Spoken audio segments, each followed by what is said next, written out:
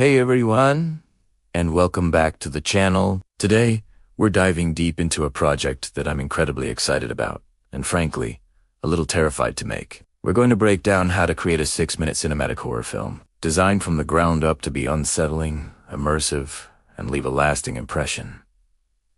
This isn't just about jump scares. It's about building a deep, psychological dread that gets under your skin. We'll be crafting this piece with a very specific, ultra-realistic style, using liminal horror aesthetics, deep shadows, and a claustrophobic atmosphere to make the viewer feel trapped right alongside our character.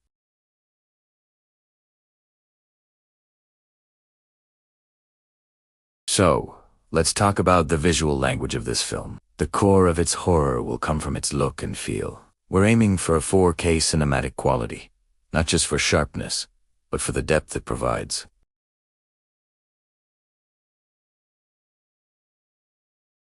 We'll be using soft fog, not to obscure, but to diffuse light and create a sense of unease, making the air itself feel thick and heavy. Film grain will be crucial. It adds a tactile, organic texture that digital perfection often lacks, making the image feel more like a memory or a nightmare. Every camera movement will be slow and deliberate, mimicking the cautious, hesitant movements of someone exploring a dangerous space. This isn't a fast-paced action sequence. It's a slow, creeping dread. The atmosphere must be claustrophobic, using tight framing and narrow spaces to suffocate the viewer. And here's a key: creative choice.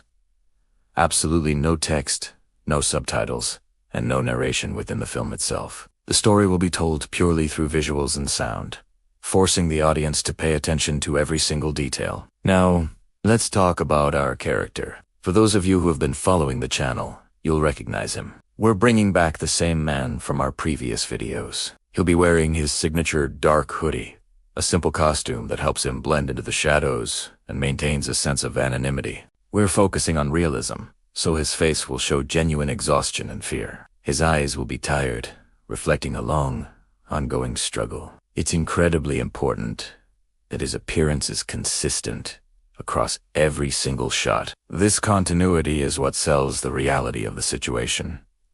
He isn't a hero. He's just an ordinary person trapped in an extraordinary, terrifying circumstance. His performance will be subtle, no over-the-top screaming. It's all about the frightened glances, the hesitant steps, the way he holds his breath. His fear should feel authentic, making the audience connect with him and experience the horror through his eyes. This consistency and realism are the anchors that will ground our surreal nightmare. Sound design is the other half of this terrifying equation. It's the unseen character in the film. We won't be using a traditional score. Instead, the foundation will be a low, ambient drone that's almost subliminal. It's a sound you feel more than you hear, creating a constant, underlying tension. Layered on top of this will be distant, indistinct echoes. Are they voices? Footsteps. The ambiguity is what makes them so unsettling. The most prominent sound, especially at the beginning, will be a simple heartbeat. As the tension raises, the heartbeat will get faster, and will introduce subtle, distorted sounds, unidentifiable scrapes, whispers, and textures that feel wrong. The soundscape should feel like the auditory equivalent of a panic attack, gradually escalating from a quiet unease to an overwhelming sensory assault. This careful, methodical build-up in the audio is what will make the visual horror so much more effective. Alright, let's walk through the story, scene by scene. We have exactly 30 scenes, and each one is meticulously planned to be around 10 to 12 seconds long. The pacing is key. Every scene has to increase the tension and feel more disturbing than the one before it. We open with our hook. The man stands in a narrow, dimly lit hallway. Then, a faint knocking from inside the wall. It's a simple, classic horror trope, but our execution will make it fresh and unnerving.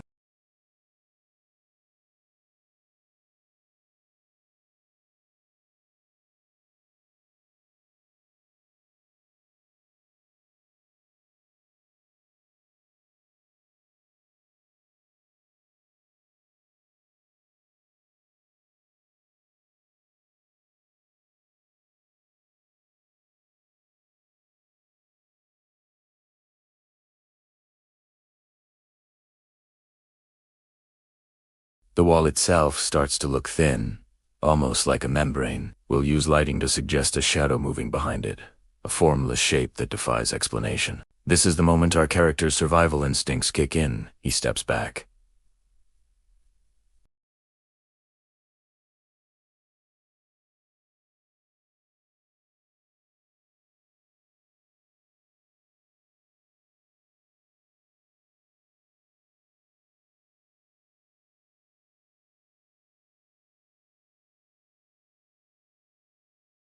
This classic trick serves to disorient both the character and the audience, heightening the sense of vulnerability. When the lights stabilize, a new sound joins the mix. Breathing, a wet, raspy breath, seemingly coming from inside the wall. The wall then bends outward, and the shadow we saw earlier now presses against the surface. Its form more defined, more terrifying. At this point, flight seems like the only option. The man begins to walk slowly down the hallway, trying to escape. But the horror is mobile. The bulge in the wall moves with him, following him down the corridor. The scratching sound travels along with the bulge, staying right beside him. The nightmare is no longer confined to one spot. It's actively pursuing him. And then, the true scale of the problem becomes clear. Another wall, the one on his other side, starts to make the same scratching noise. The hallway itself feels alive, a living entity closing in on him. This is the turning point. The threat is no longer in front of him or behind him. It's all around him. The man turns around, a desperate, panicked movement. What he sees is a vision from a nightmare. The walls are now covered in a multitude of moving shadows, writhing and pressing against the surface. The hallway, which already felt claustrophobic, now seems to stretch on into an impossible, endless length. The architecture of the space has become a weapon against him. His slow retreat turns into a full-blown run. He's sprinting down this endless, living corridor. The sounds are now deafening, a cacophony of scratching, breathing, and whispering, surrounding him completely. And just when the sensory overload is at its peak, the lights go out. Not a flicker this time, but a total, absolute blackout.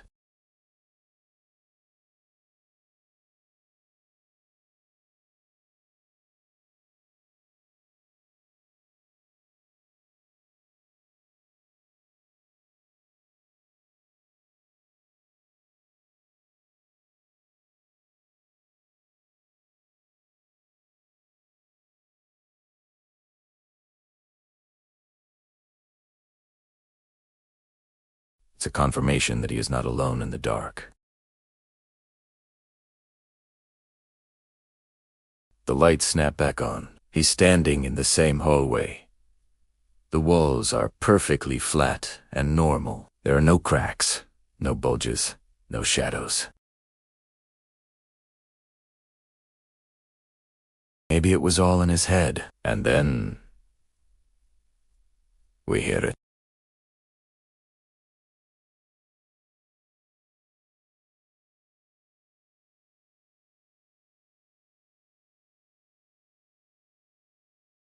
This structure, this looping nightmare, is a powerful tool in horror. It suggests that there is no escape.